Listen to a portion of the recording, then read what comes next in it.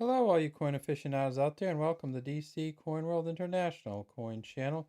Today we have a 1980p quarter from the United States of America. And let's get that light set up right so we can see it even better.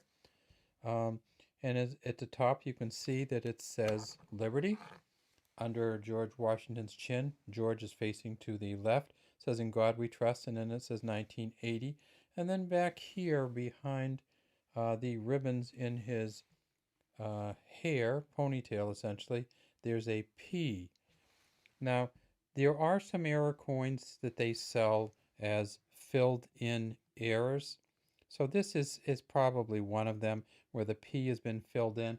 But if this is a filled in error, it's also a beat up coin.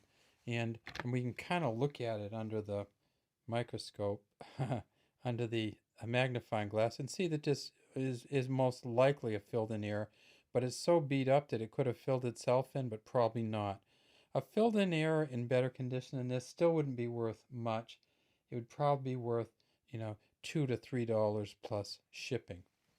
Um, there are some other error coins from the 1980 mintage, and those generally you'll see them with strike errors.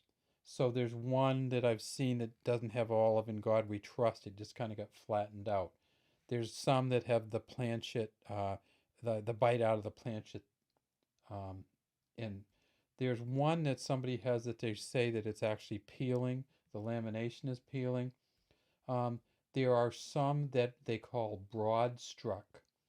And there's one very interesting one which was struck on a nickel planchet, and it actually weighs different than the regular quarters.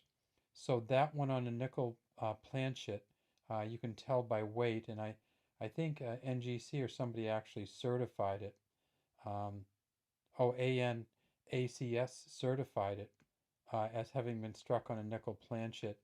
And that coin, instead of 5.67 grams, which is what the quarter weighs, uh, this one weighs 4.90 grams.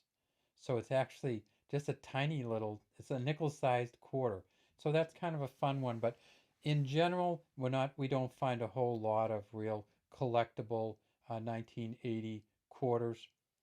Uh, what is interesting about this quarter to me is that this is the first year that there was a P on the quarter. Um, and it is, again, it's a um, nickel, copper nickel clad copper. And on the back, of course, we have the big bird, United States of America, pluribus unum. And the eagle is clutching I believe this is called a shaft of arrows. You see the arrowheads there, the eagle's claws, and the feathers are not too bad looking down here. And then down at the bottom it says $quarter. So this, again, this may very well be a filled in P quarter from 1980. The first year that they put the Philadelphia mint mark on the quarters was 1980.